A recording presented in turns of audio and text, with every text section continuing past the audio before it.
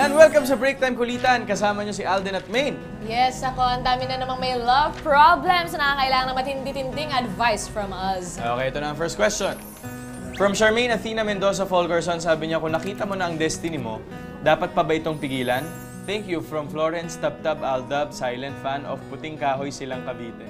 Grabe naman. Ano ka Hindi ba? na, let's go! Oo, ano ka ba pag nandiyan, nag-go-go lang? Wag Hindi mo nang- pwedeng kontrahin yan. Wala na eh, kasi kahit anong gawin mong pag-iwas, kung kayo talaga, kayo talaga. So true! Let's go! Next, from Joanna Marie Usbal. Paano mo malalaman na andyan na yung destiny mo? Sino ba ang dapat na piliin? Ang mahal mo o yung nagmamahal sa'yo? Oh my God! Paano? Oh my God! Yung Well, Yung nagmamahal sa'yo. ay ganon. Di ba? Tama naman, di ba? Kasi yung nagmamahal sa'yo, mapag-aaralan naman yung mahalin ka in the long run. Hindi, mas gusto ko yung mahal ko. Yung mahal mo. Oo. Kasi iba pa din eh. Hindi mo Iba naman din mahal ka, tapos hindi mo mahal. Hindi, mahal ko. Pero maaaring hindi ako mahal. Pero kasi ang hirap na, alam mo yon, ang hirap na turuan yung sarili mo na mahalin yung isang tao. Kaya mas okay na, at least, eto, love ko talaga. Kasi pwede rin eh. Alam mo yung mahal ka, pero hindi mo Ano mahal. ba gusto mo? Ang akin lang kasi, Ano ba yung sa'yo? moving on. Ano ba yung sa'yo? Okay, sabi ni Jesusa Tindugan Sinji, bakit kailangan mong magpanggap na hindi mo na mahal ang isang tao para mapanatili nyo ang friendship na meron? Ano da?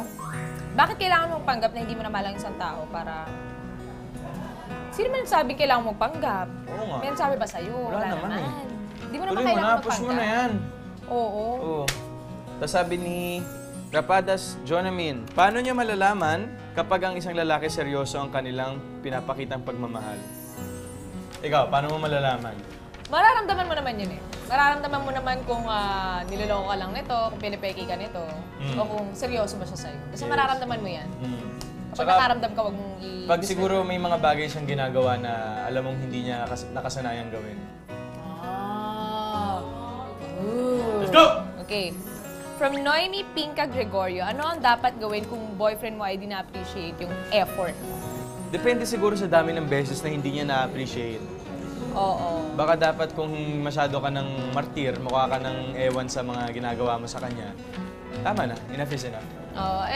Napapagod naman ng tao. Kapag pagod ka na, That's it, pansit. pero pwede din naman pag-usapan, mali niyo makuha sa magandang usapan. Yes. Sabi ni Adrian Miguel Fudalan Fiel, bakit naimbento pa ang love kung masasaktan lang naman tayo, Hais? Nako, hindi totoo yan.